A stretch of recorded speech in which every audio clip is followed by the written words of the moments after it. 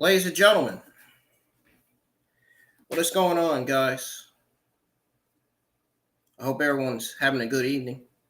It's your boy IWN, and we are live for American Monster Evil Lives Here. Episode. What is this? Yes, we are here live for American Monster. Episode 17. Yes, folks, we are live for American Monster. Episode 17. That's on ID. It's on channel 285 on DirecTV. I'm telling you, I'm only telling this to those of you that are ID fans that watch Investigate Discovery on DirecTV every week. So this is episode 17. It's titled Safe at Home. And the summary says here that after years of searching for love, Doris thinks she's finally hit the jackpot with an old friend named Mark. Yet something dark starts taking hold of their marriage. Now, what that hold is of their marriage, we'll find out. But first, if you're new to the channel, you want to be in the live chat for my WWE 2K22 live streams, and want to be in the live chat for my AW Dark Elevation and Friday Night SmackDown watch-alongs. And even if you want to see me upload more videos to the channel, hit that subscribe button. If you're new, turn on that bell for all notifications so you don't miss a single video that gets uploaded weekly, and so you don't miss a single stream that goes live every single week.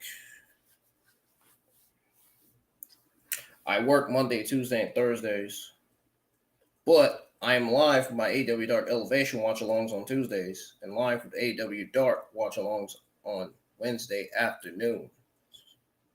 And I'm live with my Friday Night SmackDown watch-alongs every Friday nights, of course. And then every weekend I will be streaming WWE 2K22 until I have used all the characters. Now we are going to do whole damn pack full roster tryout as well, because I know the whole damn pack will be coming out soon with Rob Van Dam, Logan Paul, MS or MGK or Machine Gun Kelly. That's what I call him, really. Rob Van Dam, Logan Paul, Machine Gun Kelly, Sheree, Xia Li, and LA Knight. I can't wait for the whole damn pack to come out. Can't wait to use Xia Li and LA Knight on the game. That's going to be great.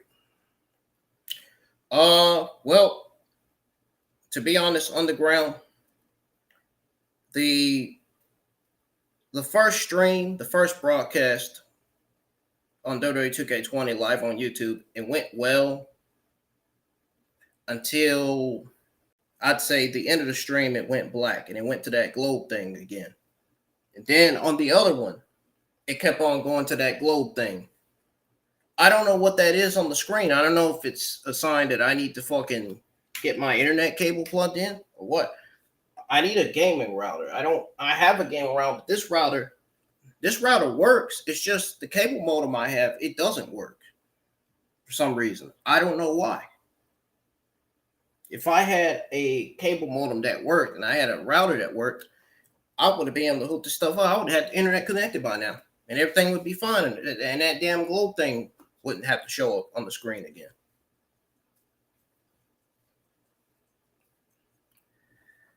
Well, anyways, guys, if you're new, subscribe, turn on bell notifications, add me on Facebook, follow me on Instagram. You can follow me on my Facebook page, and you can join my IWN Facebook community group if you like. You don't have to. And let me know in the comments below what you guys think of my new background.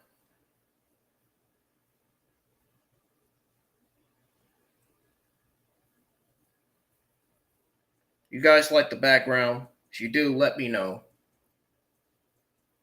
And well, we're gonna go ahead and get to it. Now, let me remind you all that I will be streaming WWE 2K20 again after the watch along. I will be getting back on 2K20, streaming 2K20, and I'm gonna finish where I started. We are going to redo the Mustafa Ali versus Austin Theory match again, because we didn't get the finish due to it going black, showing the white globe on the screen.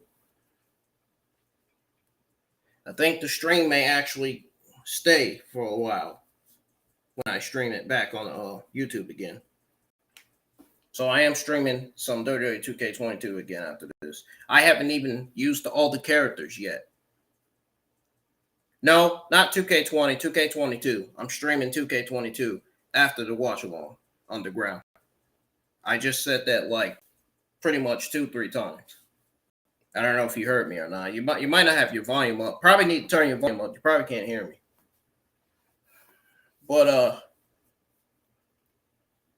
yeah. I've used characters like A-Kid, AJ Styles. I used the 2 Alexa Blisses. I've used Apollo Crews already, Angelo Dawkins. The only person that has an A at the beginning of their name that I haven't used yet is Austin Theory. We are going in alphabetical order. So we are going from A to C. So Austin Theory is the last person with the beginning of the letter A at the beginning of his name. He's the last one with the letter A at the beginning of his name. So, anybody have any questions before I play this episode on my screen here on ID on the Direct TV, on my flat screen TV, not the laptop? Anybody have any questions?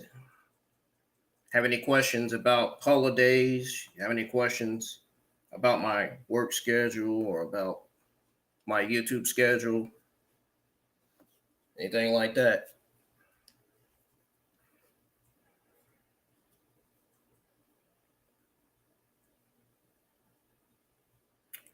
Okay, Underground, what question do you have, man?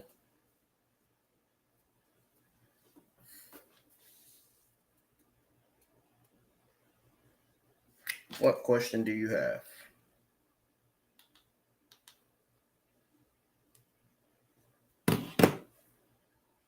Let's try to make it a little bit quick so we can so I can watch this episode, so I can eventually skip the commercials and be able to watch it again.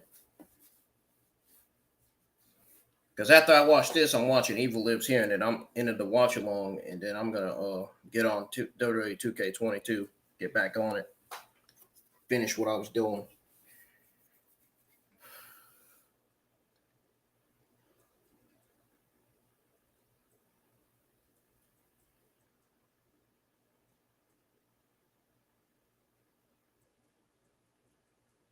Yeah, I'm using those for now.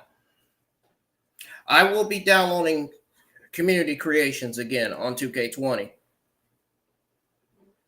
But first, I'm going to be playing all the characters, trying them out, and then I'm going to stream the Rey Mysterio showcase. And then that is when I'm going to download all of the community creations from NXT 2.0, such as Braun Breaker, Joe Gacy, Carmelo Hayes, all those people that's on the NXT 2.0 roster.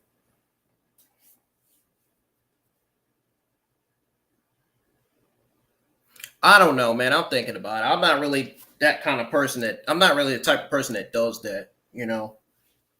I just do what lays in my heart to do, you know. You know what I'm saying? I just do what I feel like doing. I just do what's best for me. I just do what's in my best interest, you know. But I'll think about it, man. I might do it. I might do universe mode. I'll think about it, man. But anyways, I'm gonna go ahead and play this episode on my screen here.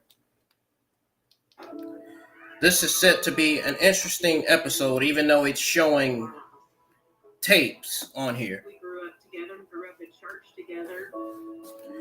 So Underground, I have a question for you. How is Universe Mode going for you, man? And what are you doing on there? And what are you doing going forward with your channel, man? I would love to know. I'm interested to know. Because I said one day me and you was going to be doing a collaboration. You know what I mean? I remember telling you that one time. Oh my God. They said her face is covered in blood. Oh, goodness. That reminds me of Britt Baker when she had her face covered in blood in her match. I forgot who she faced in that match when she had that blood in her face. It was some match that she had blood in her face.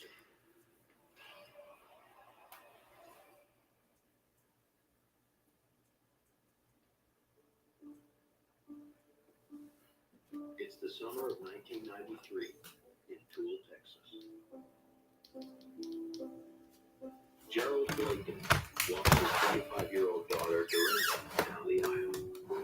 That's my PS4 squeaking like that because I'm moving it.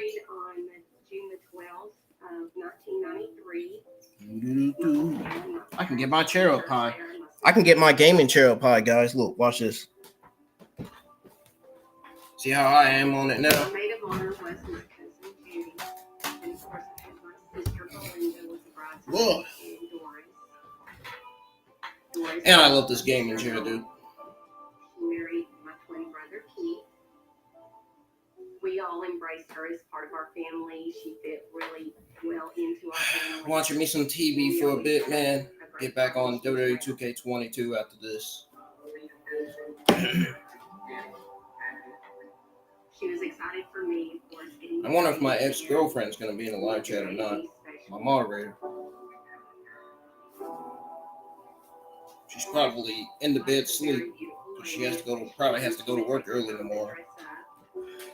I gotta go back to work tomorrow. Tomorrow evening.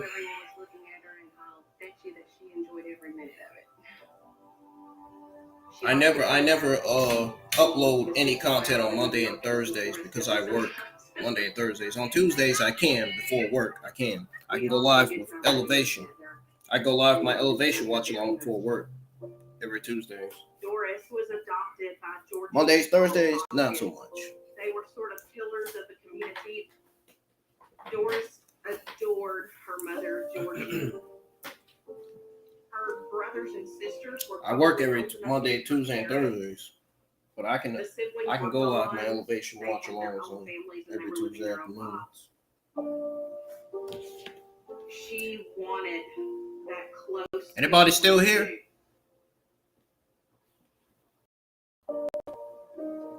Thumbs up, and don't forget to continue to support the channel in any way you can. Best way you can. I would appreciate it. Your support helps me a long way. My brother come through the drive-thru, and I suppose she must have asked questions about him because Belinda took him up on their first date. When Doris and Keith started dating, I remember a change in Doris. She was just so happy, and she really thought that Keith was the one for her. My sister Belinda, y'all know I can close my chat overlay, right? Watch this. Watch this. And they were married that following January 13th. See that? I can close my chat overlay. Doris even completed high school. Well, after Doris and Keith got married, I felt like Doris was very happy. She kind of had that closeness that she had been yearning for. She was going to start her own family. I felt like that was one of the things that she wanted. Hope was born on August the 15th of 1995. Doris was very excited. I bet they're probably saying, "Oh, that baby's so cute."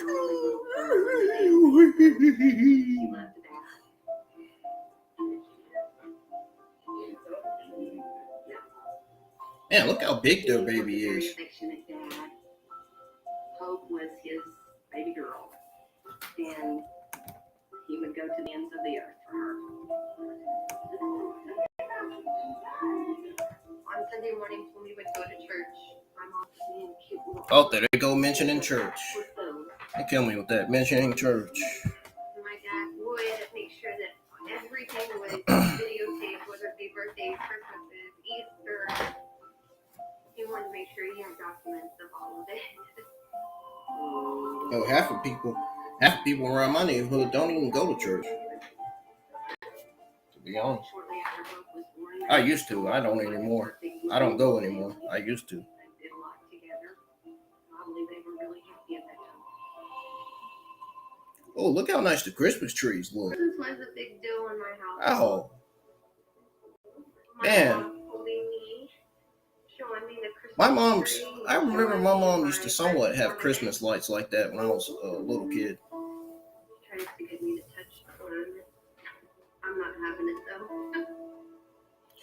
Anybody still in the live chat? See the love in her eyes. Hit the thumbs up, man. Happiness in her face and in her If you smile. guys are having a good time in the live chat with me right now.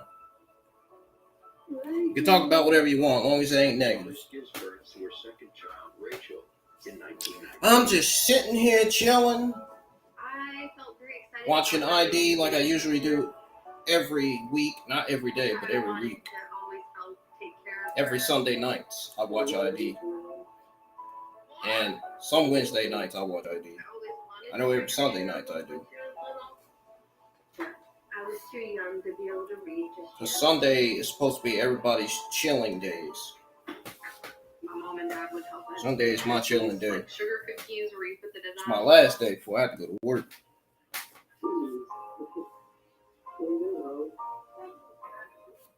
Every year, no matter what the circumstances were, we had every gift that we had asked for, plus some.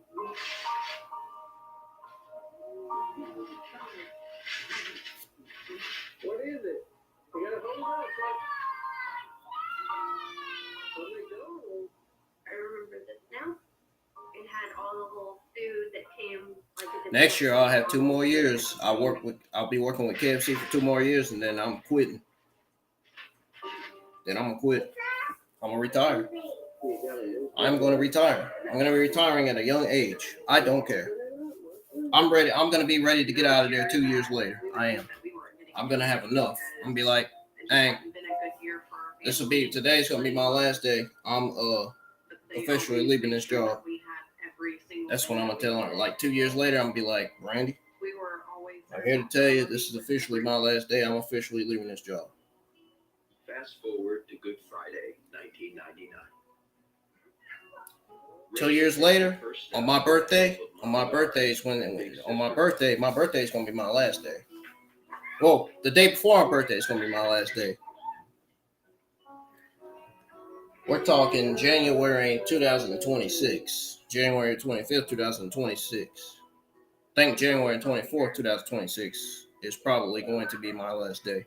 Because I was older, so I already knew how to do this. I plan on leaving KFC in 2026.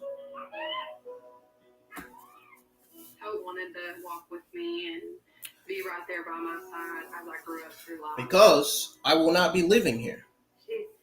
I will not be here. I will be living with someone else. The girls I can't take being here. I gotta live with someone else. My ex-girlfriend will be here by then. Will still be here by then.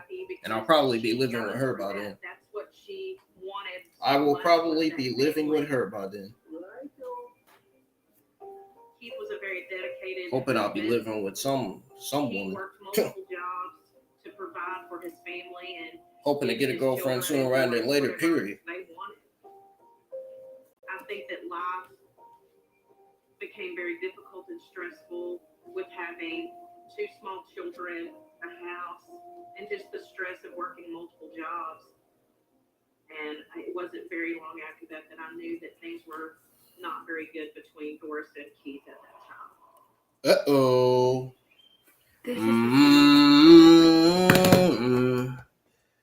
Folks, I'll be back. I'm going to get some ice cream out, man, because this shit is getting interesting. When shit get interesting, I get my ice cream out. Don't go nowhere. I will be right back.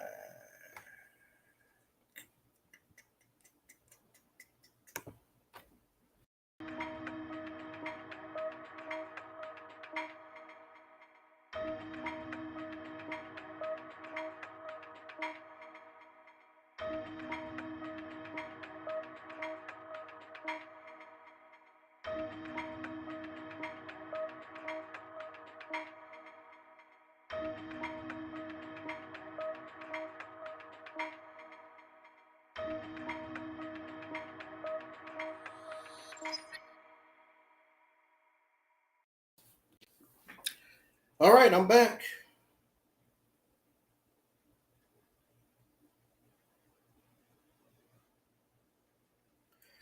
Had to go get some ice cream out.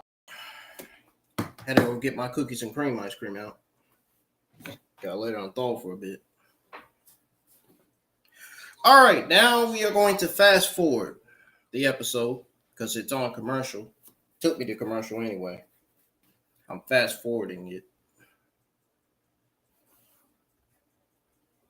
Let's get the chat overlay back up.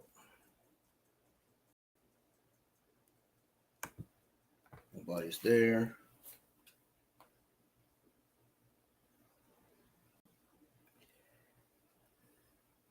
No new comments. Nobody has commented yet.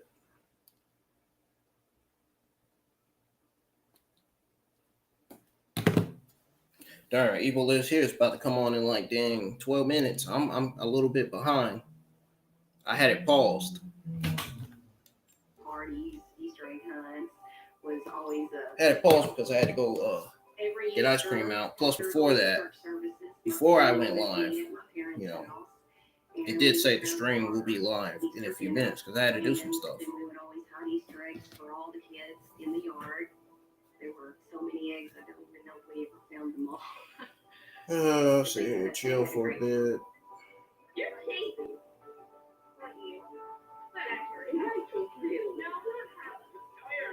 I love what I did to the background. I think I did a really good job. I think I did a solid job. My mom did help with make sure that she had all the eggs that she could find, and we were extremely happy and excited.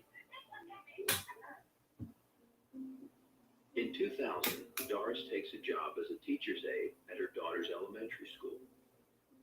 She hopes that the extra income will help the family finances. When Doris started working for the school and she got the A position, she was working for a kindergarten teacher at one point in time, and she loved her job. Teaching was absolutely her passion. It was the highlight of her life. Being able to watch kids grow up and be successful was something she was extremely passionate about, and I think that she was very successful with that.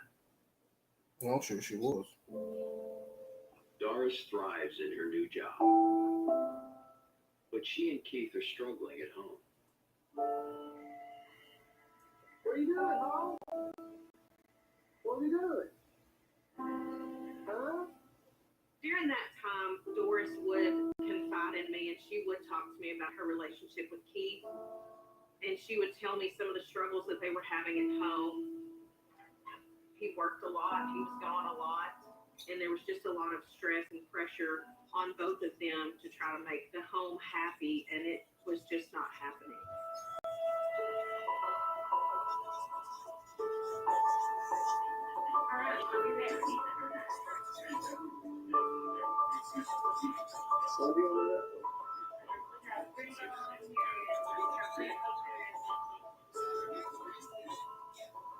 I don't recall even noticing that there were any problems between them.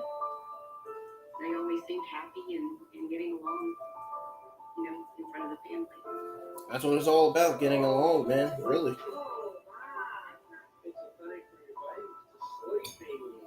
There was never any tension or arguments that we would ever see. We were sitting in our living room, and my dad was like, "We have something to tell you."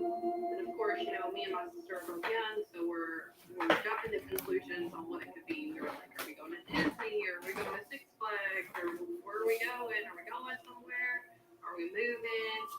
And then they kind of just came out with, "No, you know, Dad's going to go live somewhere else. He's going to be moving out." It was very devastating. I was in the 3rd grade, and I remember that day very vividly. It broke my heart. Dang. I think it was just a mutual agreement. I think we were apart from each other. Damn, I man. really thought for a long time Damn. that, you know, things would be okay. They'd work it out, whatever had happened. But Y'all hear that? it did not seem the case. It broke her heart, man. We started to realize, you know, Holy that shit. That's in his bad. own home, mom's That's in her own absolutely home, fucking terrible. and you know they're not going to come back together. Shortly after the divorce, Mom enrolled in Texas A&M University to get her teaching degree in early childhood education, so she could go from a paraprofessional into the teaching world, where she actually got to do everything on her own versus having to work through someone else. She needed to have something that was stable. She needed to have a good job where she could not only have a job and receive a good paycheck, but she would be with her own children and she would have the same times off as her children. I felt like that was a great choice for her. Oh, Mom really? was very independent You did it? person, but I also think that she was scared to be alone. I think that she was looking for somebody to be there for her and to love her, and she wanted that so bad that she jumped into a relationship, you know, it seemed like almost instantaneously. Doris meets 37-year-old David Schaefer in early 2004. And after a whirlwind romance, the pair marry just a few months later. Me and Hope both got along with him really well. You know, in the beginning, things were awesome. He was a new person in our life. We were constantly getting to go like ride horses and do fun things when we were with him. I feel like their relationship was very energetic, and he was involved in like a lot of parties. I think that wasn't my mom's cup of tea. This chair made me tall. We were at our dad's for the weekend. Woo! We found out the relationship had ended and she was getting a divorce from David. I had noted the turtleneck on. Bet she got tired of him. Why Maybe he stressed her out. I don't know. wasn't that cold outside? And then I saw the bruise and he had done some not so nice things to her. Oh, he was abusive. Okay. The marriage lasts less than Guys, check this out. The guy that she's talking about. He was abusive. in late 2005. I just felt like she wanted something so bad, and she wanted to have that family, and she wanted that so much for her and her girls that she was willing to. She was put abusive. herself Or in he was situations to abusive. try to make it work, and she just was not choosing well. Doris meets 32-year-old Roy Ivy in early 2006. She didn't like being alone. She needed a companion, so you know she found one that made her happy. You know she had moved on quickly. That's good for her. Doris and Roy marry in the summer. I did like Roy. Roy was definitely a lot better than David. He seemed to have his life together. He was an outdoorsy person. He'd take us to the local state park, and we'd go fishing or go swimming out in the lake. And that was probably the happiest I had seen my mom in a long time. She was constantly smiling and happy, and her being happy made the house more warm and welcoming. She just wanted somebody to care for her as much as she cared for somebody else. And they split up. I'm not sure if I'll ever know the real reason. And that just, you know, broke her as a person. I was very sad to see him leave. She was looking hard for something, and I felt like she was going to make it happen, which you can't do. I can't be still in this You chair. cannot make something out of nothing. Look at this. She just didn't have a good choice in men, and I wish that was different for her. This gaming chair. I can't be still in this She gaming was chair, still man. on the hunt. She was still on that search to find that person. And unfortunately, I think that she ran into a couple of more stumbling blocks. This is barbecue, lady America. Ooh, hee hee.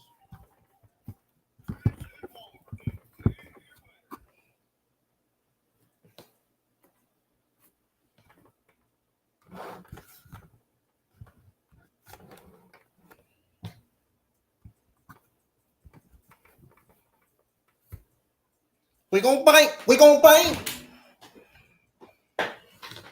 We go.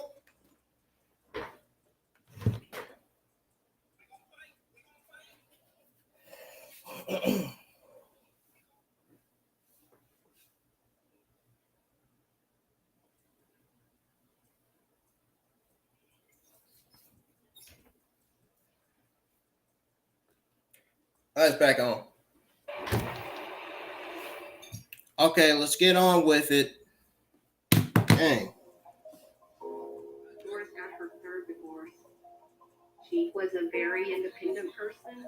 Not sure why she felt that she needed to rush into marriages, or why she constantly needed someone there. But she may have had an insecurity, that none of us knew about. It's probably what led to all of those marriages. She was scared, she was going to be alone the rest of her life, and she wasn't ever going to find the perfect person because, grief, failed marriages makes you nervous. Dang, she looked just like her mom. She was looking for love.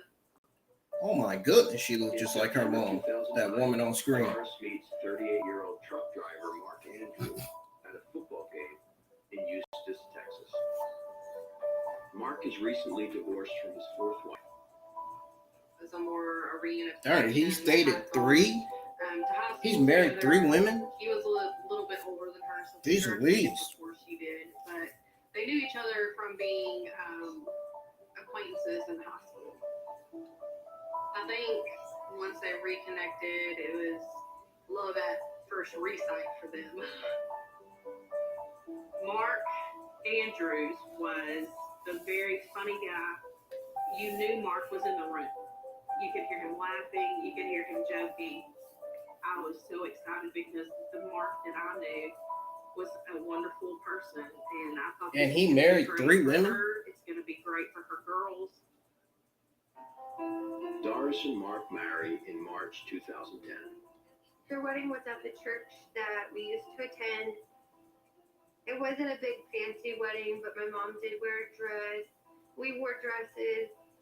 I definitely think that she thought this was going to be her last, wedding. She seemed happy.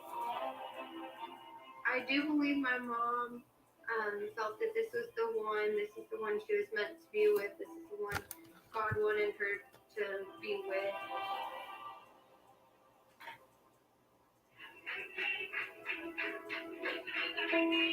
Hope had her 20th birthday at our local Chili's.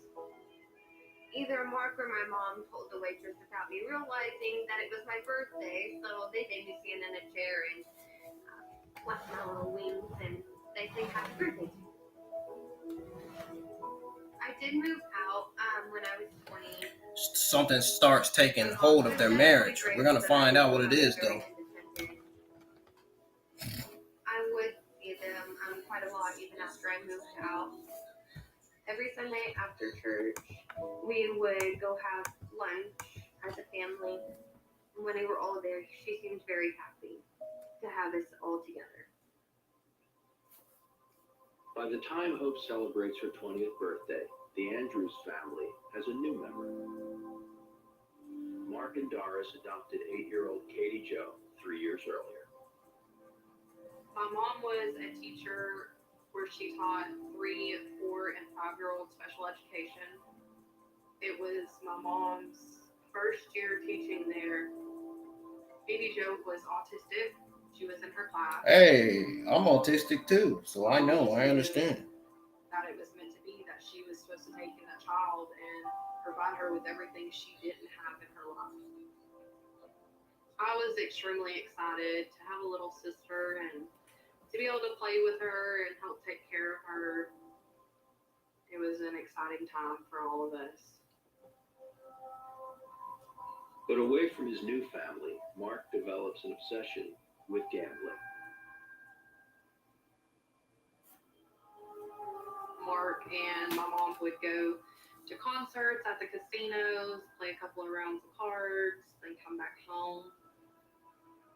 But over time, Mark went from playing a couple hours at the casino to playing all day at the casino. He had bad days where he made nothing and he was in debt. And there were some days where he would make a lot of money and be able to provide. In June 2015, 4 years into the marriage, lightning strikes. Mark wins over $200,000 in one night. All right, he won $200,000 in one night. Oh my goodness! They bought a razor and a new trailer for our vacation that we were going on in July. I think it definitely helped a lot, and it made them a lot happier to know that they were back on track and they didn't have any financial worries anymore.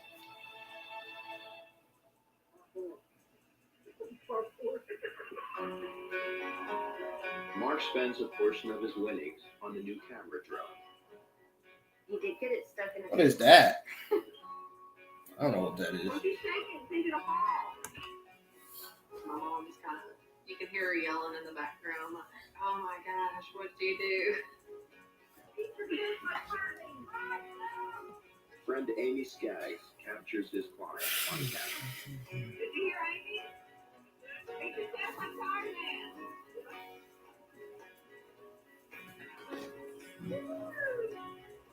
Mark is friends with Amy's husband, Don. Amy and Don are searching for a new home, so Mark and Doris invite the couple to live with them rent-free while they look. Don and Amy would, in return, be what you would call a nanny towards Katie Joe and just help out with, bath time, getting her ready for school in the morning, for school care when my mom had to work late. Away from the camera, Mark's gambling escalates. By fall 2015, he is spending most of his time at a casino in Oklahoma. The truck, he definitely did start gambling more. Eventually, Mark became a professional gambler. There was times where money wasn't coming in. He started borrowing money from people in order to be able to continue the gambling. The more he did it, the more he realized how much he liked gambling, and it became an addiction that he wasn't able to get away from. Oh. And I think it definitely caused a lot in between them. I believe so too. Know that he gambled. I was very stunned, and that makes you think what's going on financially with him. He was a good guy. I never thought in a million years that this would turn out the way it did. This is barbecue.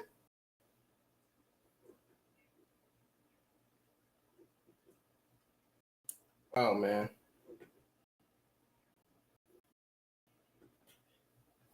Shit's about to get real. You can just feel it. You can just feel shit about to get real on this episode. He started gambling. He's a gambling obsession, man. He's possessed. I think the devil was controlling him too.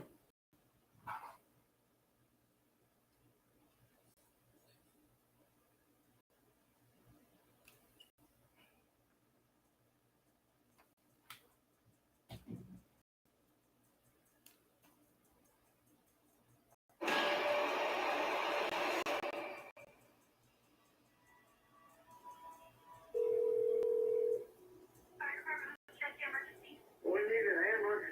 Please hurry. My friend's wife, who's got blood all over, she's in the bed. No. He's doing CPR on her. Don Skaggs was the one that placed the call. Don was talking to the operator, telling them that he was an ambulance. Oh my God. Oh my God, Mark. Oh my God. Her face is covered in blood. He's covered in blood. Oh, please, Larry. Mark must have killed her. There's a hammer in here.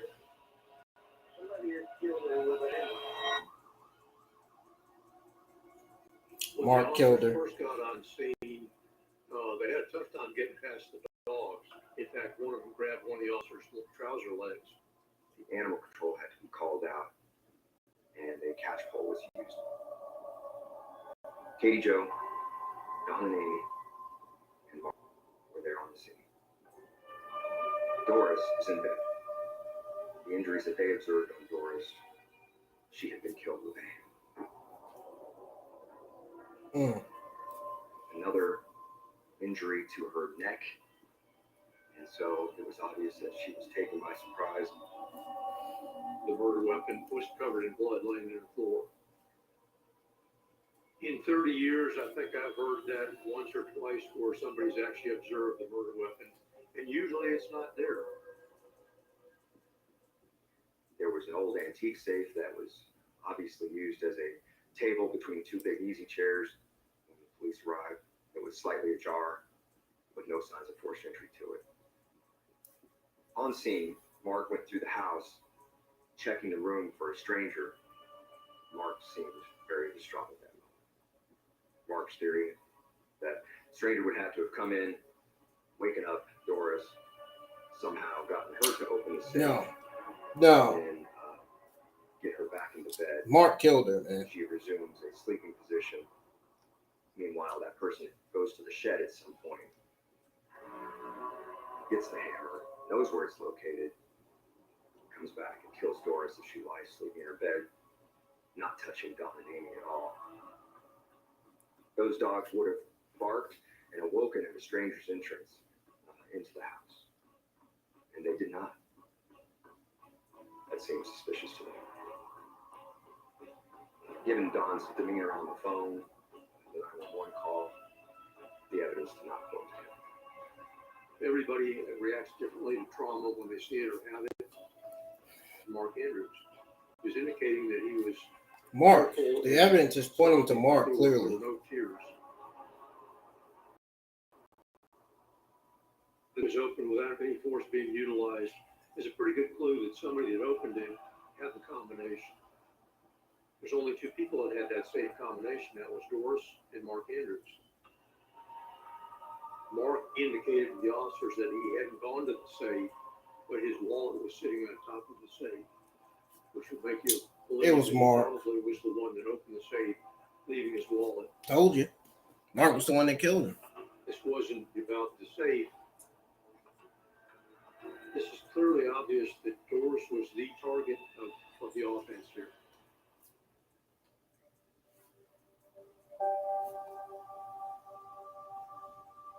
I was teaching second grade and was in the classroom, and I just happened to get a text from one of my cousins saying, "What happened to Doris?" It wasn't long after that my mother called, and it was shocking. I'd always loved Doris. Hadn't seen her in a very long time, but she was always a part of my heart.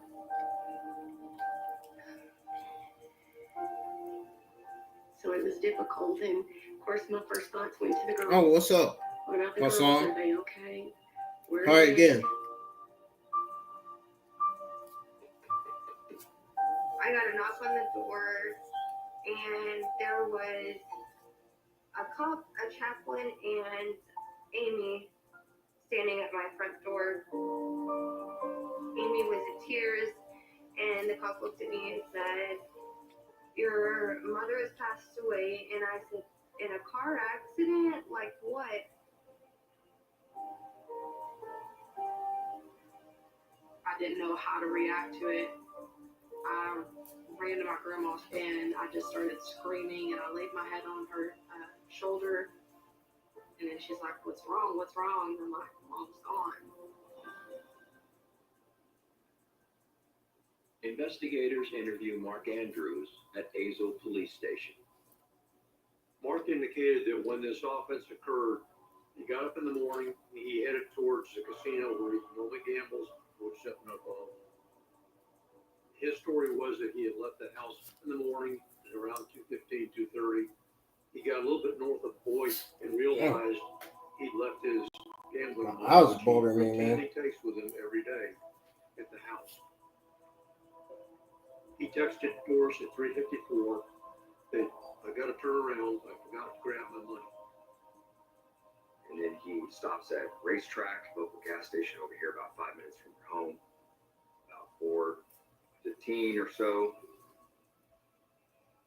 the officers retrieved surveillance footage from the Racetrack gas station just up the road from their home there in Hazel. And in that video, Mark pumps gas, comes into the store, and it's extremely suspicious because it's not just a Yes, walk-in, absolutely take a cigarette and go. suspicious. He walks in, stops, and basically turns to every corner of the store as if, get my profile, this is going to be my alibi, and I'm here at the store. The officers believe that Mark did this on purpose, put himself on video, sent that text message to Doris, all in constructing this scene and creating his alibi. Mark leaves the I know he gas murdered station her, man. After 4:15 a.m. We know he's the one that murdered her. Call was out at 4:37. He was the one that did it.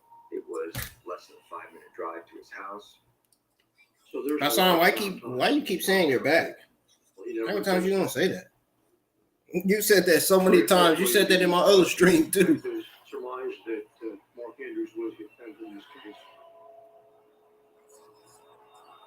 Investigators charge Mark Andrews with the murder of his wife, Doris. Mark's reaction. I told you. Told you so. IWN right again. Except that he indicated he wasn't there. Detectives searched the couple's past for a possible motive. I know that in May of 2015, Doris had talked with IWN is right again. about Mark. He wasn't working. He was the sole provider of the family. He was very controlling of her and girls. Hit the thumbs up, guys. Doris had voiced. Get ready to pull up Evil Lives here on the TV screen here in a minute. Because Following the big win in June of 2015, American Monster episode 17 is about to go off. basically went on a spending spree. They bought a trailer for the ATV. The family took a vacation to Colorado for several days. When we looked at his financial records, we could see that come November, he was getting to the point where he was pretty strapped for cash. He considered himself a gambler, thought he was pretty good at it, thought he could read numbers on cards. Unfortunately, he wasn't all that good at it. December 2015, their bank accounts were back down to almost zero. That seems suspicious. Mark was obviously on rocky ground. Working in the food business is hard.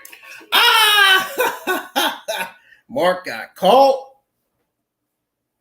in his lies, man, in his evil ways, man. Oh, man.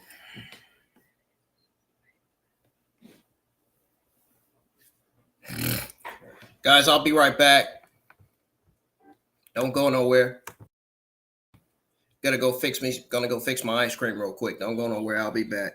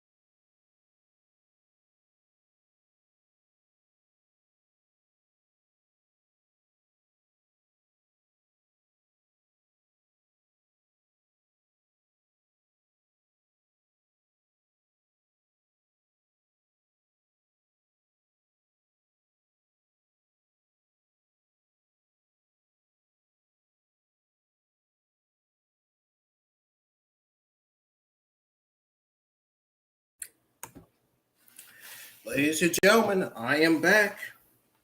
Now to the continuation of American Monster, episode 17.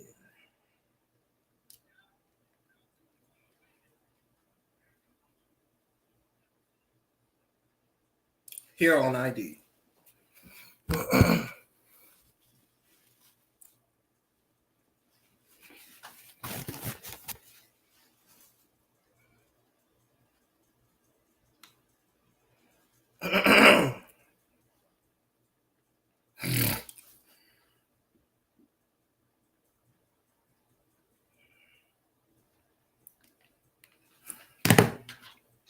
Doris' murder. I'm eating cookies and cream ice He cream. had several See? different casinos he went to, but primarily the Windstar.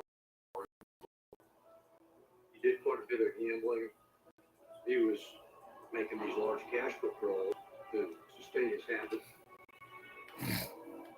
And he was losing it most of the time.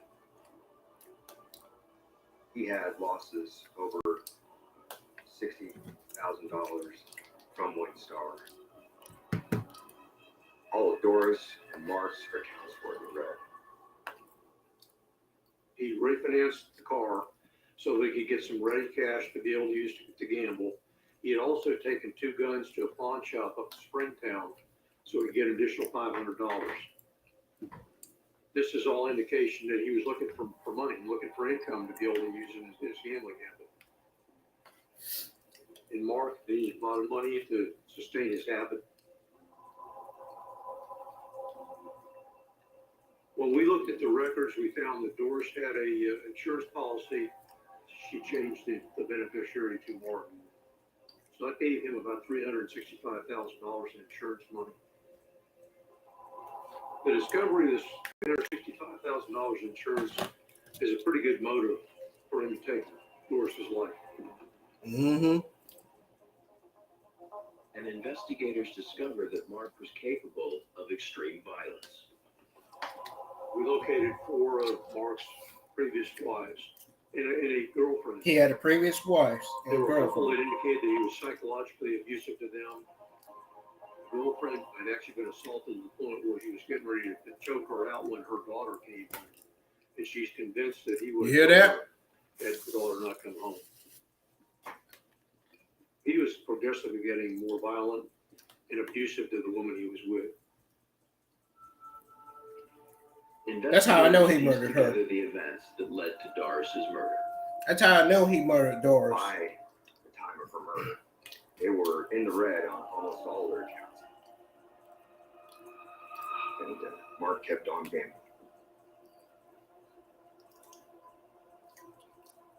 The payout from Doris's life insurance would give Mark hundreds of thousands of dollars to spend at the casino.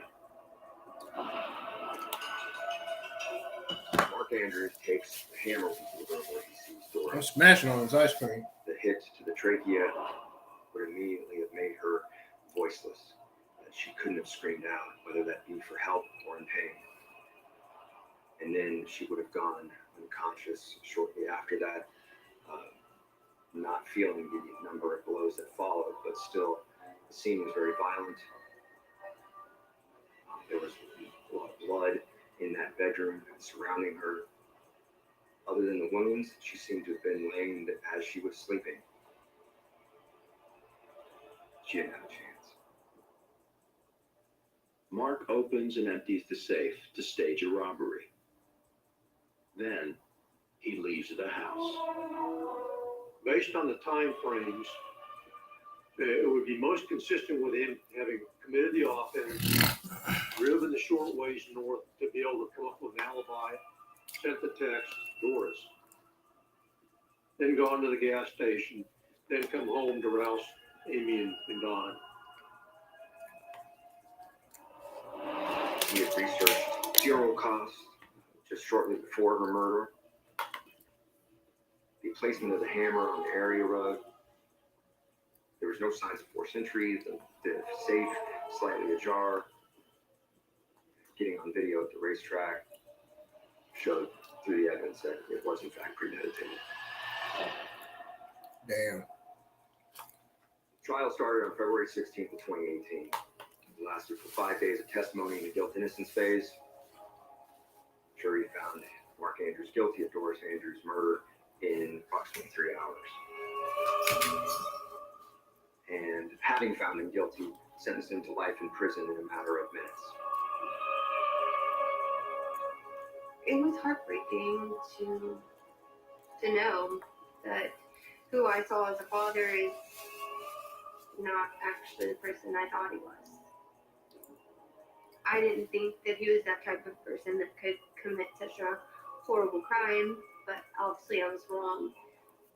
I don't know how he could do it to such a wonderful woman and a loving mother, but he did.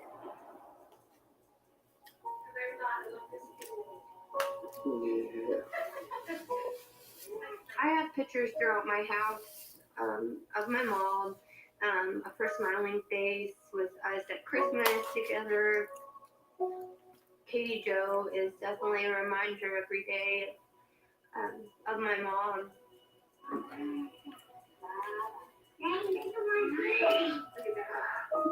I wouldn't be this person I am today without her if I had never met her. You know, just the different impact that she has made on people's lives. Not because of the relationships that she had in her life, but because she was a passionate, impactful, kind-hearted, caring woman.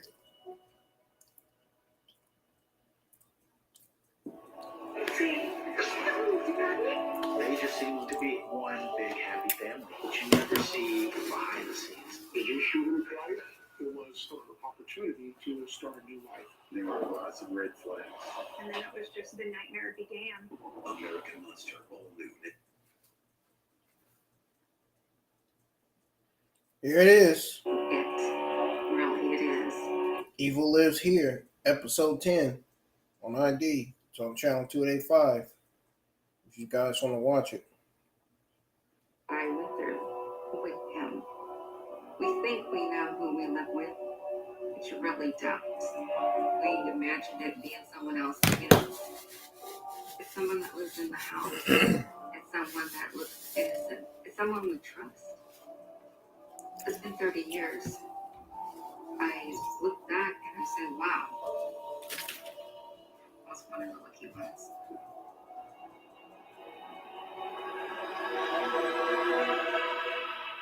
I tried to stop a lot of times. People like him can't be allowed to do those things. I'm going to see to it that they put him away. I knew that I was going to be caught sooner or later. This is not the James I thought I married. This James is a monster. I've got to figure out what am I going to do to get him caught. For me, there was nothing but revenge. He pretty much left his worst enemy, and that was me.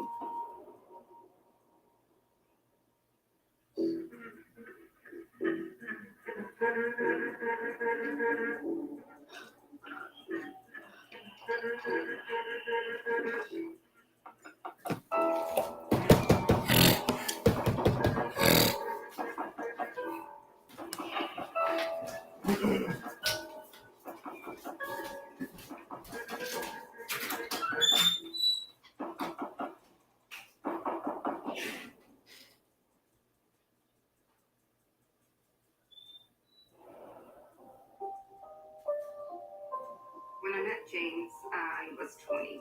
I met him through people that I knew. On our first date, we talked about the religion that we both are Catholics. And James said that he was an altar boy that he was in.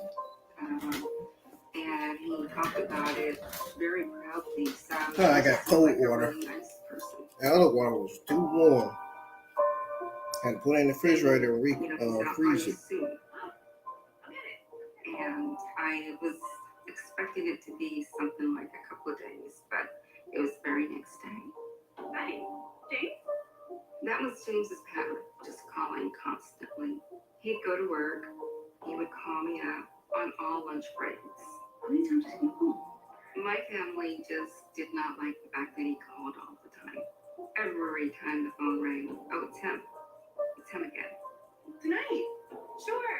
Can you get him to stop calling all the time, I didn't see anything wrong with him calling constantly. Right. I just felt like, y'all are just jealous because someone's interested. There's something wrong with that boy.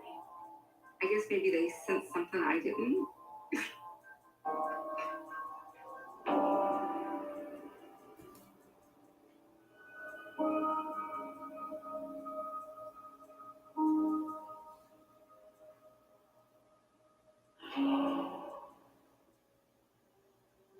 We did all the fun things you would think a couple would do. This is Evil Lives He would Here, bring episode flowers, 10. He would bring me It's titled He small little gifts. Tied Me Up Too. And he was very, very kind.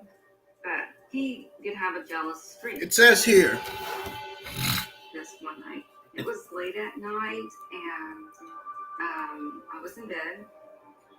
And it says here in the summary that when Linda Breckstrom begins to suspect that her husband James' bondage fetish shifted into something sinister, she can't get anyone to believe her. The more she learns about his behavior, the more she becomes determined to stop her husband. That's what it says. So that was the summary for Evil Lives Here, episode 10. And I knew it was James. And I didn't feel like talking to him. So I ignored it. And all of a sudden, I heard a vehicle in front of the house. And you can hear the screeching of the tires. It's almost like if someone's doing a donut. You can tell somebody's angry. When I looked out the window, I saw his blue truck just drive like a maniac. I thought, wow, that was James. But what did I do? Maybe I should have answered that phone call. Then the phone rang within 2 minutes. I knew when that phone rang, it was him. When I picked up the phone, he just said, "Hey, it's me, James. Hello? Are you okay?" I said, "Yes." I said, "Are you okay?" He says, "Yeah, I just got off work, just wanted to see if you're okay." Yeah, I'm fine. I was in bed. He didn't act upset or anything. He was calm and as if nothing happened. That was the bizarre part about him, is that he was very calm. And I was just waiting to hear, like, is there anger in that phone call, in that voice? There wasn't. Are you sure everything's all right? He seemed so calm, like he did nothing. I did not confront him. We both act like it didn't happen, but it did happen. I guess this is the beginning of seeing him with his anger. I'll see you tomorrow. This is where I started to notice his temper.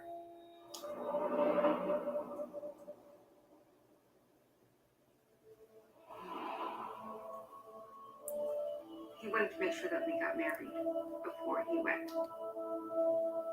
He didn't ask me to get married, he kind of told me to get married. But I wanted him to feel safe, that I was going to be with him, that I wasn't going anywhere. So we went up there to the courthouse, and I was crying.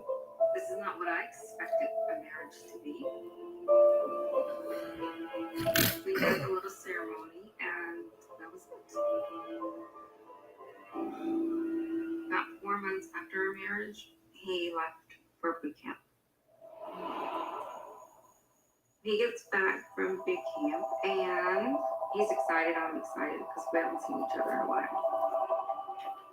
We go into the bedroom, and we start to make out. And then he's like, kind of trying to put my hands behind my back and kiss me at the same time.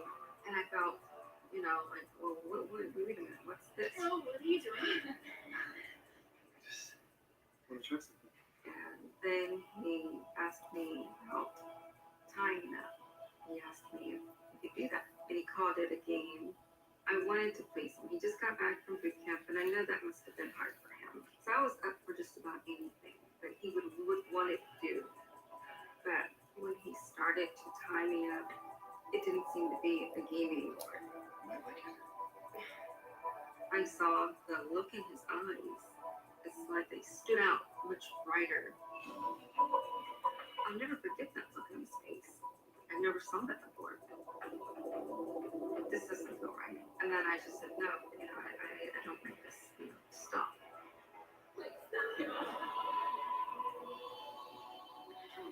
He stopped immediately, and he was very apologetic to me. I don't like this. He says, oh, I'm sorry. And I thought, wow, where did this come from? What made you want to do something like that? He says, I just wanted to try something different. You don't have to do it if you don't want to. I'm sorry. I won't do it again.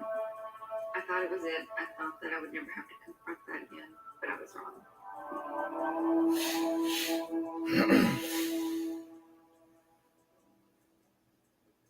Other women would talk about what their husbands did. You hear a lot of kinky things that go on. And I thought, well, maybe it's not all that bad. Maybe it's just me. And that's when I did allow him to tie me up the second time. He tied me up. Kind of like an X style. X style would be like my arms are tied up to each side of the bed. And then How did he do something like tied that? up to each side of the bottom part of the bed. He also put a bandage on my mouth. And then he put something over my eyes as well. We didn't have actual sex. He was satisfied with just having the briefs on and rubbing himself against me. I started to get very angry, and the more angry I got, the more excited he got.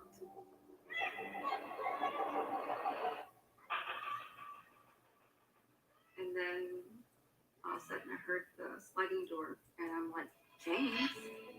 He went around the side of the apartment, and he was actually just watching me through the window while he had me tied up. Well, at least that's what he told me.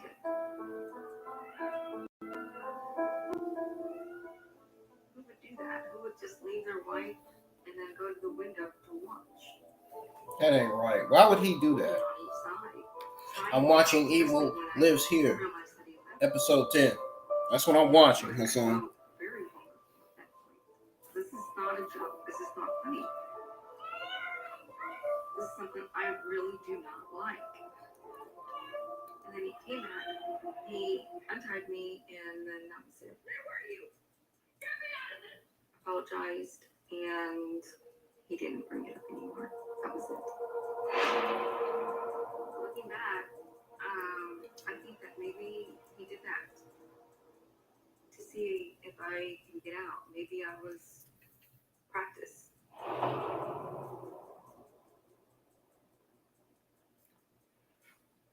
So with guy.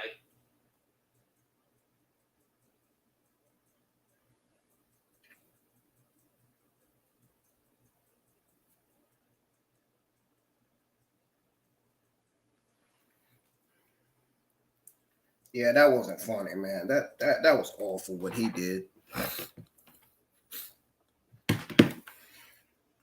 It's a documentary, a drama, a mystery.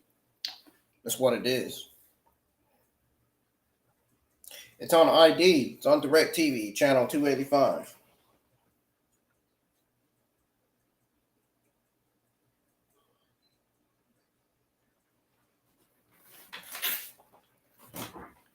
Who else is in the live chat?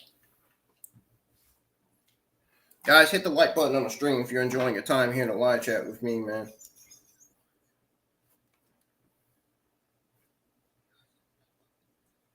I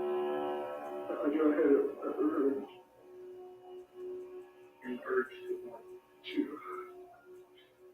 to do women in that manner and to have them tied. Why are you crying like a fucking baby, you geek? I think the reason why he didn't like me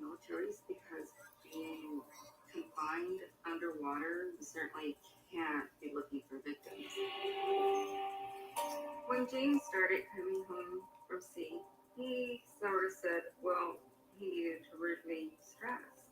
Something that he always went out and did was jog. Subscribe if you guys are new to the channel. Going out jogging, he'd go out. If anybody's new to the channel. Come back and everything just seemed fine.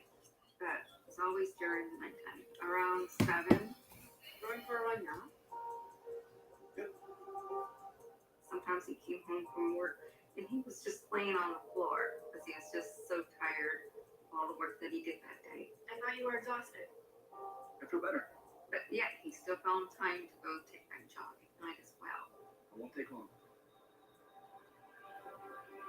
And I was okay with that because I figured, hey, he's relieving stress. Looking back, I think that's when he started looking into windows in the neighborhood. This is exactly what he would wear. Combing his hair so he can go take his jog. He always brushed his hair. It's disgusting to see this picture because I know he's getting ready to go look for someone. It's just disgusting to see him.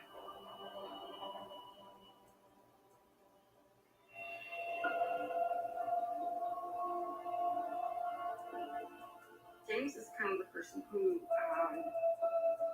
everything in the house had to be an exact way. His routine was taking out the trash every day, whether it was a fourth or whether it was full. He had to take out the trash.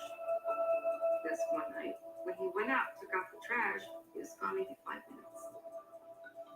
He's still not back, and the trash is just around the corner, so he should have been back by then. So I went out to where the dumpster was, and I looked. James? At that moment, I could have sworn I saw him look through the window. It made me wonder, what are you doing? What are you I doing? saw this line here. What do you think? He kind of like bent down, and he had the screen in his hand. He says, hey, there's a screen. We need the screen, for our window. I think it's probably the right size. Wait. And I said, wait a minute. Were you looking into that window? Hold on. What's going on? He said, no. I wasn't looking in that window. I was grabbing the screen because we need a screen. And I said, I think I saw you look into that window. And he said, I wasn't doing anything. I already told you. And I kept asking him. And the more I asked, he started to get angry. And he said, no, we can go around and knock on the door and you can ask them. I didn't want to make a big deal out of something unless I was 100% sure, and I wasn't. So, because I didn't have proof, I just said, okay, well, I guess he wasn't looking through the window. I guess it was the screen that he was there for. I wish I would have listened to my instincts, but there's just no reason to suspect somebody that you're married to.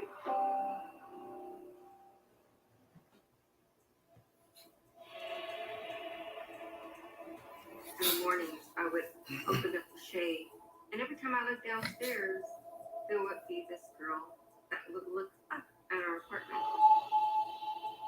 She was looking directly at our apartment, as if she was looking for someone.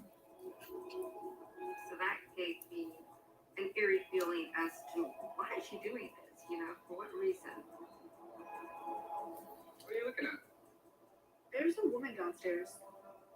Finally, I asked James, do you know anything about that? And he would say, no, I don't know anything about it. No. Something was odd.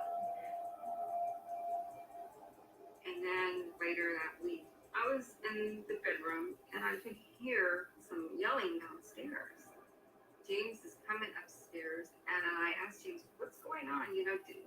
What happened? What was all that yelling? And then he said, oh, it's that couple down there. He says, her husband is just starting some BS. Over what? I'm like, well, what do you mean? He didn't give me any details. He just said he was arguing with him. Forget about it. He got in the car and just took off. When he took off, I went and knocked on the guy's door. And I said, can you explain to me what's going on? He goes, yes, ma'am. He says, your husband's harassing my wife. I believed him because I can see his demeanor, his body movement, his expression on his face. The man was very upset. Later on that night, when James got home, I said, that argument has something to do with you harassing the girl downstairs? I talked to the neighbor. Says you've been stalking her. He said, no, I'm not doing that. That guy's making up the story and all this stuff. So he starts to get mad at me. And I go, well, why don't we just go downstairs and let's go find out if this is true or not. And we just go and talk to them. I don't need to talk to them. James, what are you doing? And then James got mad. He's yelling and screaming, pushing me around. The more that I doubted him, the more violent he became. Like he would hit me.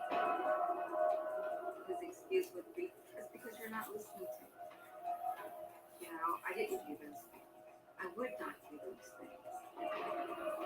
Keep thinking this way, I'm going to hit you until you believe me. If you believe me, you don't get hit anymore. He didn't feel as if he needed to apologize for anything. That's when I said, this is just a little bit too much. I need to really think about this in a different way. Who is this person? I had no idea who he was. I knew that he had problems. I knew he had issues. He couldn't stop himself. I'm going to describe it like a lion looking for a prey. Something was eating him up inside. This is not my husband. This is my father. Evil is what was eating him inside.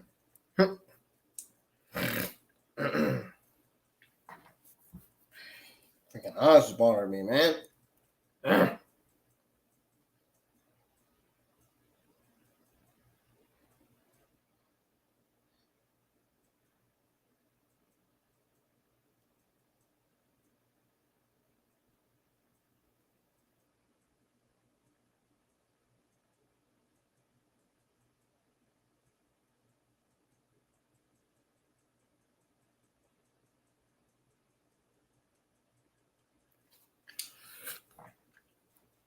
Guess no one's going to comment in the live chat now.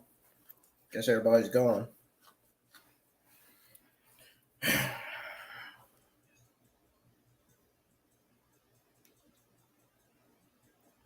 When I did this stuff, I tried to calm her down as much as possible, but I understand why I was scared. I never intended to hurt it. I used to feel bad when he went out to sea. I did not feel that anymore. And that's when I went out and got a job. I decided to go work at the daycare. Just walked into her bedroom. Yeah, she got I a was big at the old boob. daycare, and I walked in one of the rooms, and these ladies were talking about a peeping Tom person. What's going on? That's wearing a ski mask, and there was a rape that was done. It's probably all the same guy. They were like, Linda, you have to lock your doors and your windows because there's somebody out there. I ignored it. It went one ear out the other. That's not gonna happen to me. Lock your doors, put your alarms on. I'll get it. But then James calls me from the boat and he tells me, I want you to lock the doors and the windows because there's somebody out there with ski mask and they're looking for windows or something. The strangest thing is he was telling me about himself. And I had no idea that that was him. He himself called me up to tell me to be careful of him. That's crazy. Okay, right. There were all little red flags that I chose to ignore because I doubted myself. I was thinking that's not possible when it was possible.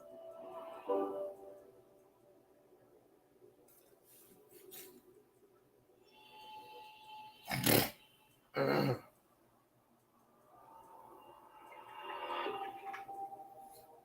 came home from work and there were 2 two strange men in my apartment. Everything was upside down. I mean, the cushions on the sofa were thrown here, there. The house was ransacked. It's okay, man. One of the men showed me his badge and told me he was from the police department. They turned out to be detectives. They explained to me that James had been arrested early that morning. What did he do? Might be easier if you have a seat. They said he was watching a 53-year-old woman undress through her window. Wait. That is so sick. They went on and they told me that they suspected that he was this person with the ski mask, this rapist that was out there. It's a pattern of behavior we look for in a case like this. I was like, oh, wait a minute. I said, no, this is crazy. I don't think so. No. I believed he was a PB Tom, but I did not believe he was a rapist. They told me that there was a woman that was raped at gunpoint, and they asked me if he had owned a gun. Does your husband own a firearm? And I said yes. He has a pistol. And they said, well, that's funny because your husband said he doesn't own a gun. And I go, yes, he does. Right then and there, I realized that he lied to the police. I didn't understand why, but I know 100% that I don't know who he is anymore. I don't know who James is. I have no idea what happened to the guy. He must have gotten rid of everything. So the police didn't have enough evidence to hold him. Okay, I think we've done it, yeah. He was released to the Navy, and the Navy wanted him out, so he got discharged from the military. I had intended on leaving him. Then I found out I was pregnant. And that changed everything, because I'm thinking, well, now what I'm going to do?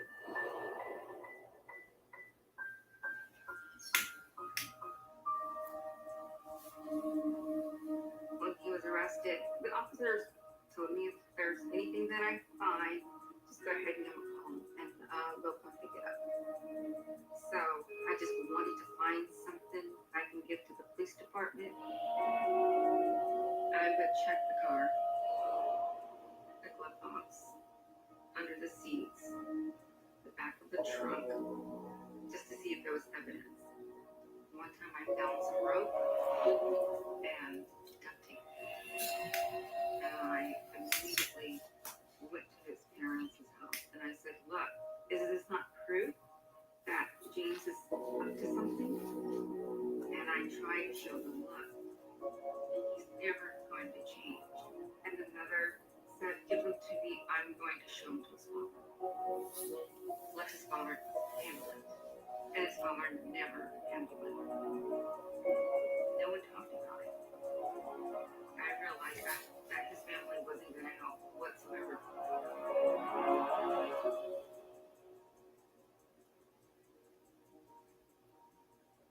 When I was talking to James's family members, they said, we have something we need to tell you, and we should have told you a long time ago.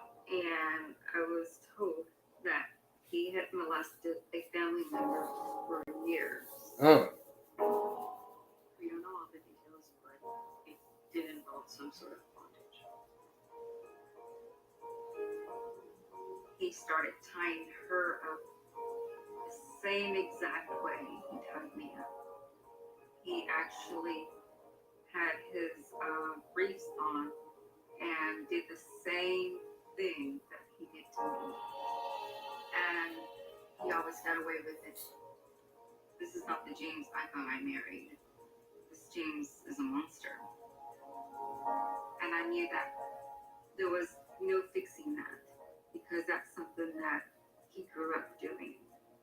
And that's something that's implanted in him. So it's going to be a matter of time before he does it again. I didn't want that same pattern to continue on. So right then is when I decided that's when I was going to see to it that he got put away. Did anybody ever say anything? We couldn't. Then I asked him for help. I said, it's my word against his. I had no proof. The mother had already took the proof and probably got rid of it. You need to come with me and say something, so that he can be put away. He's gonna hurt someone. You guys have to come to the police. But they were fearful. They were like, no. Do you know what he would do if he got out? He would kill us. We can't do that. We're so scared of him. Oh, please. I'm sitting there just pleading for them to help me. Come forward. Because he's gonna do it again. You just need to leave. Get away from him. Nobody was gonna talk, because he controlled them 100%. All. You have to stop him. Then I just kept thinking, okay, well then I've got to figure out what am I going to do to get him caught.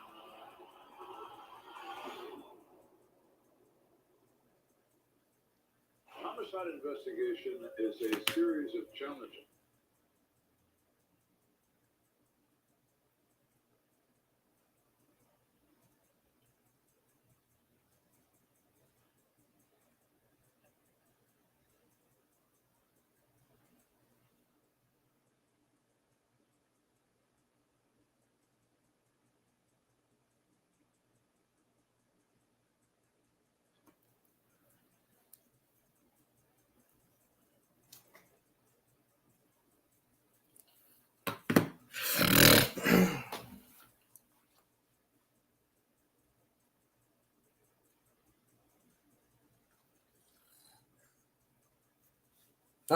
Freaking eyes bothering me, man.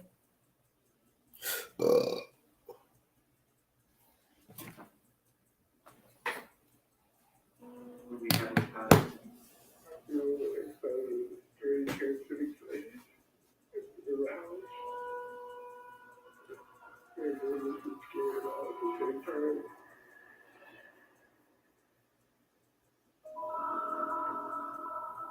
This is a picture of me and my daughter when she was little. I didn't want James to have any part of her. I needed to protect her. It would have been a blessing if he would have been arrested before the baby came, but that didn't happen. I gave James the opportunity to run around the streets. He went back to his normal routine right after my baby was born.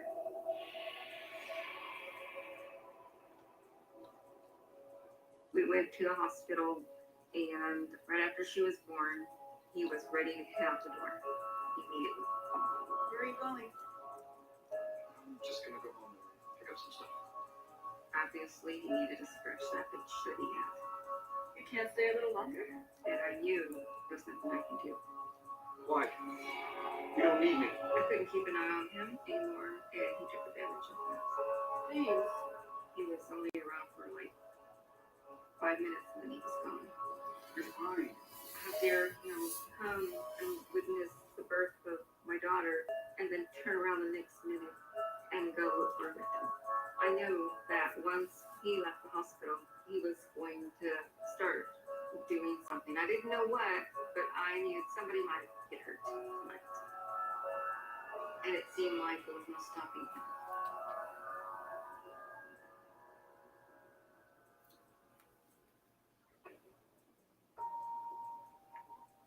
This picture is taken on Halloween. I didn't like going trick-or-treating with him. It bothered me because I think that was an opportunity for him to see who lived where in the neighborhoods. That's why he would always call my daughter, look like he's a friendly father. He used that as an opportunity to knock on the doors just to see who opens the door. So he would get a look at the owner, whether maybe that can be a potential victim. This is one night where James didn't come home, and the phone rang, and I answered it, and it was him. And he says, I was arrested, and I need you to come get me out of jail. And I said, oh, you finally got caught. He says, no, it's not what you think. It's because I didn't have insurance, and one of the stickers on my car had expired. That's the reason I got pulled over. Come get me out. Don't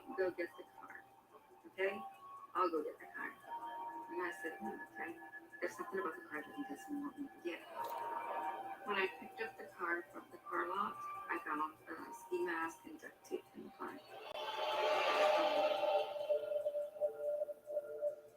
I was like, wow, okay, great.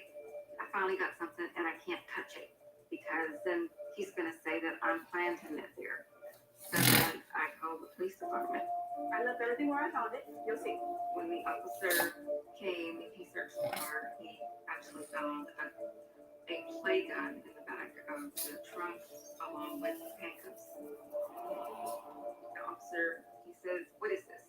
I go, well, he's using this and he's raping victims, and this is proof. He gives me his card and he says, I'll be back in touch with you. I was angry about that because I thought, I guess it is okay. I didn't understand what was taking so long. We'll look into it more closely, all right? I felt like what else? Nobody gives up. Oh, I found out.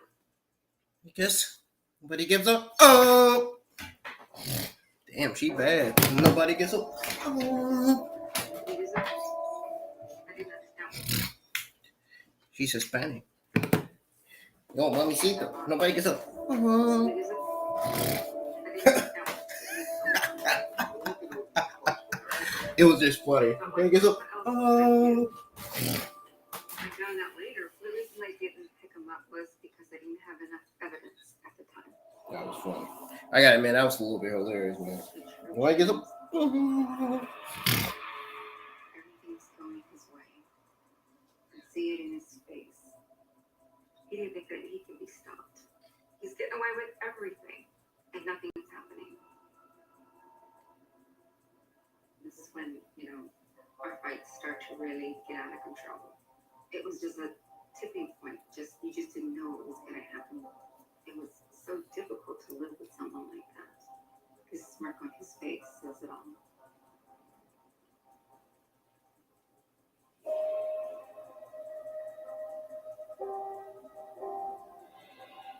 I confronted him. You know you're a dangerous person, right? It's a vengeance. And he agreed. He said, yes, I know that I need to be stopped. He admitted to me that that's exactly what he was doing.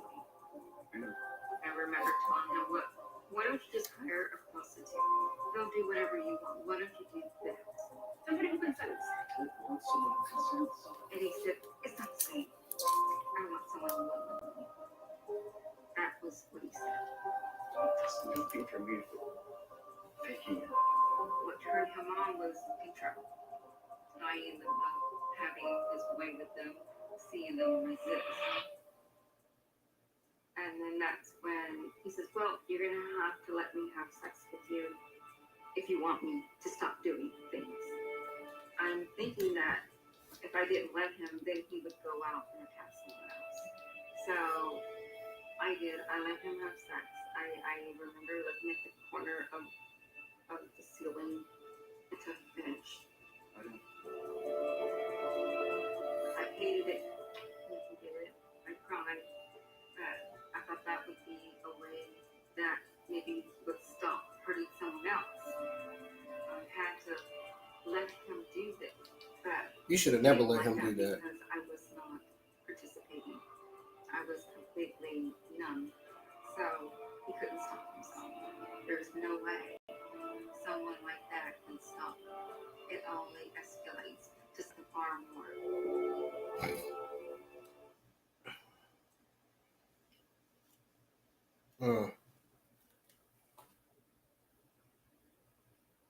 Unbelievable. Unbelievable, man.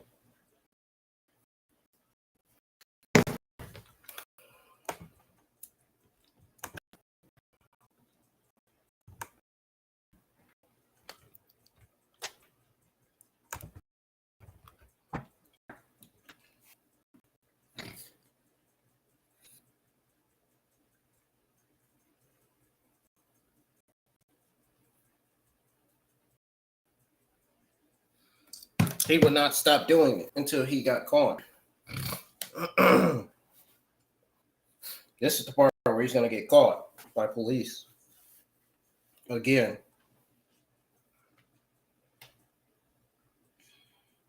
Remember when he got caught the first time he got out?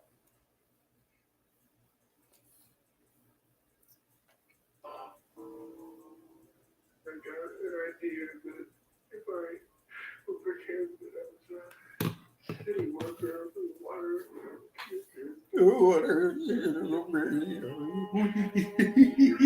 They sound like the Beaver, Kevin Dunn.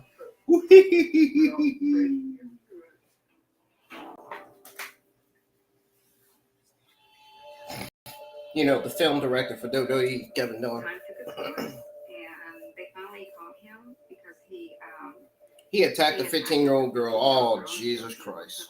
I know that. That's sickening. He's got the devil in him, man. Those were just 16 years. Bingo. It's over. He's finally in jail. They got him. This is the sketch that the girl that sort of saw him said that her attacker looked like. He was walking around the complex. He took a white coat. He put that on. He had a hard hat on, the board that he used, and he pretended to be a water tester. He returned to be a water tester. That's funny. By telling them he's there to test the water. He would go into their bathroom and he would unlock one of the windows without them knowing. That way he was able to come back.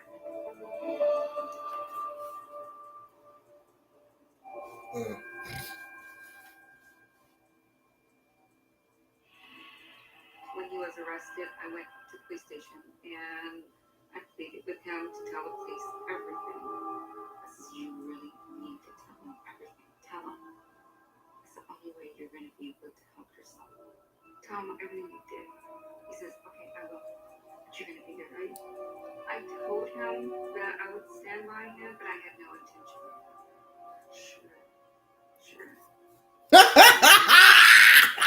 She ain't stupid. I just wanted to see him get put away for a long time. Got him. Oh, man. You gotta love it. You gotta love it when some of these women put men on blast there. Wanting to see women like that in windows. After that, that's when I got the idea of maybe entering the home, and then on it got worse. Just drive around the neighborhoods, looking, see if there's someone that he liked. And if he liked them, he would go back again to see if they were love. How did you make this decision? I ran the driving by, and I happened to hear completely random. He mentioned how easy it was to go into people's houses. How people just leave their doors open, unlocked, and their windows unlocked. He described it as if it was inviting for him. I entered inside door. The woman was standing there with her young child. And she laid down on the floor right when she saw me. She didn't say anything. She didn't scream or anything. He would apologize to them after he assaulted them, and then he would offer them advice as to lock your doors for people like him. I untied her and said, I said, oh, sorry for scaring her and doing what I did. And then I left. I wanted to know why. Why did he do these things? He didn't know why he did them. All he said is that it started when he was a young boy. It was inside him a long time ago. How did you develop this urge at the age of 12? What brought it on? TV shows, movies, stuff that I've seen. When I did ask him, don't you feel bad for what you did? And he kind of said, I feel nothing. That's what he said. I feel nothing. I just looked at all the people who knows I'm sorry. I wanted to know that. He confessed to 15, but he can't even remember how many people that he's attacked. We know 15 for sure, but he never cared about myself at all. I know everybody needs to see their parents. I know I need help. I didn't want to hurt anybody. I hope that everybody I send it to is okay. They can survive. And not that I'll ever hurt anybody again.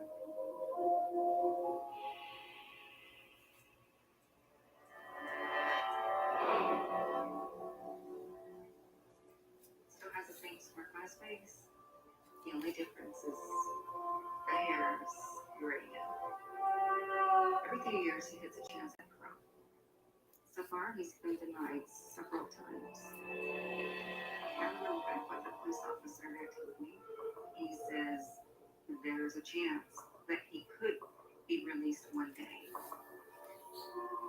And me seeing his photo and seeing how he's still in shape, I'm sure he would do the same thing he did before. But this time, maybe kill his victims. Because I don't think he would actually want to be in prison again. So this time, I think he would take another step further.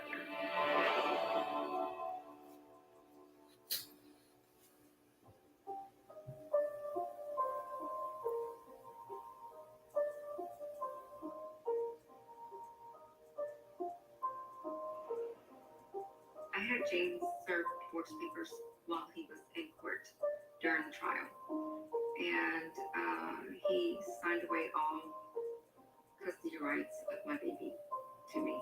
So I knew that I was finally safe, and so was my daughter. But I just didn't trust anybody anymore. I knew that I needed time. I waited for time to pass before I started dating again.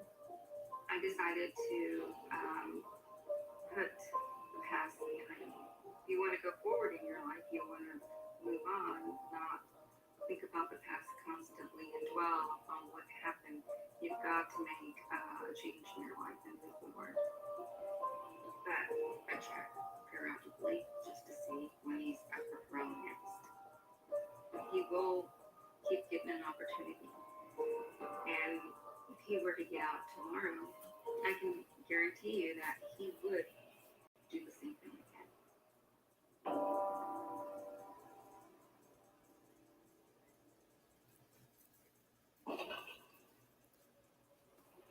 I often wondered what my purpose was. Why am I here? But I was thinking, if nobody else was gonna kill him, I'm gonna do it. I hated his guts. Nobody else wanted to come forward. That's why it had to be me.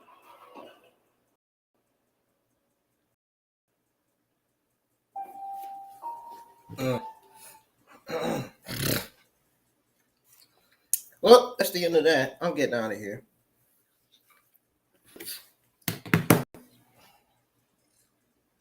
I'm gonna go outside and smoke. I gotta work tomorrow.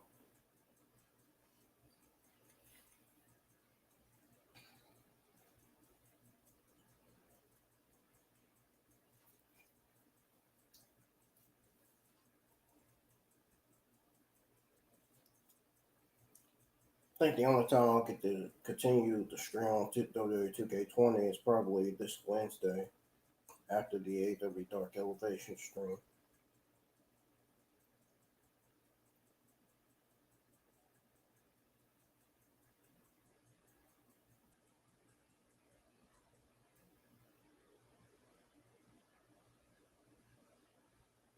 I'll be so glad when the AEW game comes out. The PS4, PS5, and Xbox.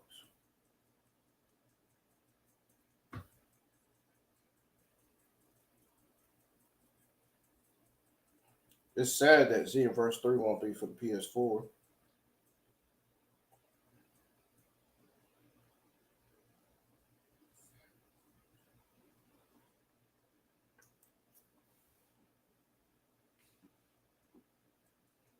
I'm talking about Dragon Ball Xenoverse 3.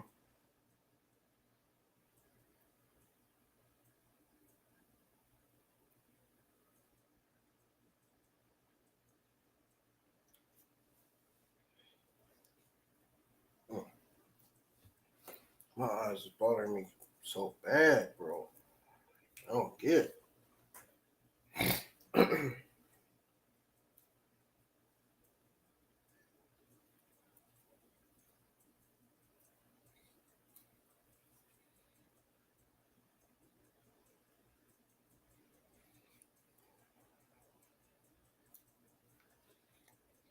Oh, guys, I'm getting out of here.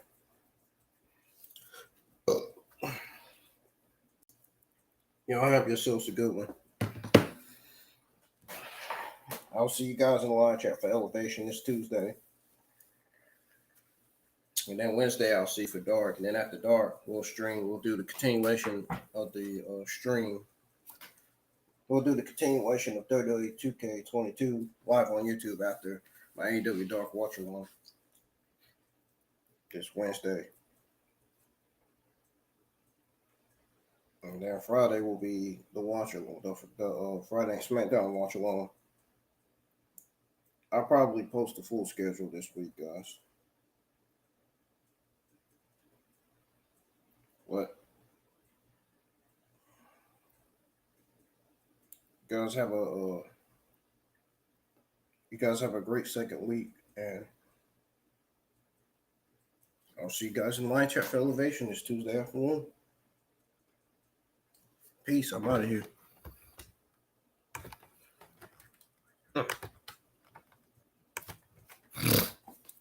Boy, my eyes is cutting up.